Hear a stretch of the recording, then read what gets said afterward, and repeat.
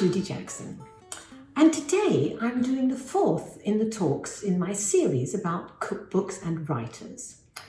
If you've seen any of the others, you'll know that I'm going for lesser known writers. Now, these aren't people who are inexperienced and haven't written a book before, far from it. It's just that the book I may be talking about may not have reached the bestseller list. So today I'm talking about an author called Clarissa Hyman and her book, Cucina, Siciliana. Now, this is translated into English, Sicilian cookery. If you Google the word Sicilian cookery, Cucina Siciliana, what you will get is at least 5 different books, all on the same subject, the cooking of that island in Italy. But you won't find another Clarissa. She is quite outstanding, and this is why. It's not just a cookbook, it's a really good read. She starts by going into the history, very, very briefly, of the island and how it was invaded by Romans, Greeks, Saracens. And if that wasn't enough, then there were volcanoes and earthquakes. The result of all this was that the Sicilians got a sort of siege mentality where they had to believe in the self, the family and the clan. That was the most important. They had to stick together. Now, this had a strange effect. Italians in general, somebody said, I'm not sure where Clarissa got this from, but she says that they tend to weave skillfully in and out of written laws, while the Sicilians just ignore them altogether. Now here, I believe she's talking about the mafia, but she doesn't continue along that line. She talks about the women, the Sicilian women, who are strong and feisty. They're probably driven by hunger. They learnt to use absolutely everything, not to throw anything away. And so this is the birth of the kind of pasta dish with spaghetti aglio olio, with just garlic, oil, and a bit of chili. You couldn't get simpler than that, and you couldn't really get fewer ingredients. They tend to use vegetable peelings. They don't just throw them away. They'll put them into a soup to make the soup taste a bit better. Everyone they know either owns a vineyard, an olive grove, or perhaps just one lemon tree, and absolutely everyone is growing tomato plants in their garden.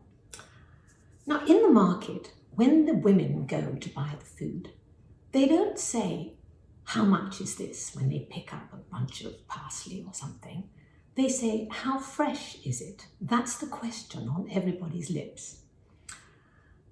Now, Clarissa has divided this book into 4 parts, and the first one is breakfast, and it's also called spuntini, which is actually a word for snacks. And in this case, the snacks are all sweet. The Italians seem to go for very sweet things at breakfast. And so it'll be things like cannoli, biscotti, and one that I like particularly, which you're going to see a photograph of, is sfinci. And these are little round dough balls which are fried and dusted with sugar. And I know that this kind of thing is absolutely great with the espresso coffee. Now, at lunchtime, there's much more. There's meat or fish, and a lot of vegetable dishes and a dessert. So starting with the meat, the one that caught my eye was one for meatballs. And here again, this is using the idea that you stretch the meat to make it go further. So you add breadcrumbs and you add other things and a lot of flavor. And you cook it in white wine and lemon and with bay leaves. And to me, it looks a wonderful dish, summer or winter, and I can't wait to try that one. Then fish. She has a wonderful picture of swordfish. To me, it looks just brilliant because it's grilled, it's either barbecued or cooked fairly quickly. So the thick, firm flesh of the fish is tender inside, but just browning on the outside. And with it, there's a sort of dark green sauce, which is not exactly a pesto, but it's made with olives and a sweet and sour sort of mixture. Now for dessert, they might have cassata. I always believed that cassata was an ice cream, but I was mistaken.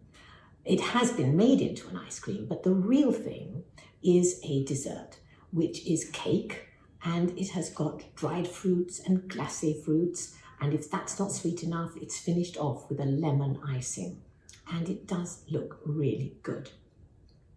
Now, after all that, they probably need a rest. Most Italians have a rest in the afternoon. Well, they could be thinking about what they're going to eat next, and the occasion, the third part of the book, is called merenda. Now, merenda can't really be described or translated very easily, but I suppose, again, it's a kind of snack or tea. But it has nothing to do with the kind of tea we have in England. Forget about scones and sandwiches and fruit cakes. It's nothing like that at all. It's mostly savoury items. And the one I like absolutely best is arancini. Arancini is made from leftover risotto, and it's deep fried, and it is just wonderful. In fact, I truly believe that if these people have a pot of boiling oil probably on most of the time, so that at any moment in the afternoon, they could just dip something in and deep fry it, and you've got the most wonderful thing for merenda. Well, that will take you and keep you busy until cena, which is supper. Now, you may wonder why I have got this far without talking about pasta. How can I talk about Italian cookery without mentioning pasta?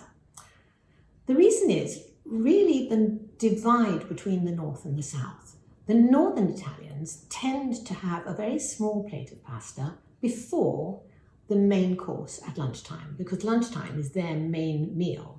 And it may have many courses, but one of them would almost always be pasta.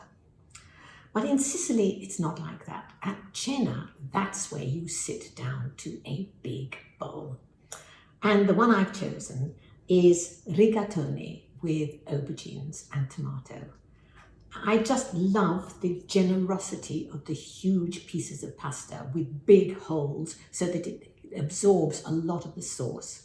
And I've tried a similar recipe, and I just know that this is something for hungry people. There's also another one with peppers stuffed with ricotta and anchovies, always full of flavour, never bland. One of the things that Clarissa tells us about pasta really intrigued me. I always knew that you had to have a large pot of water, but I don't really know quite why. And she just gives the answer very simply.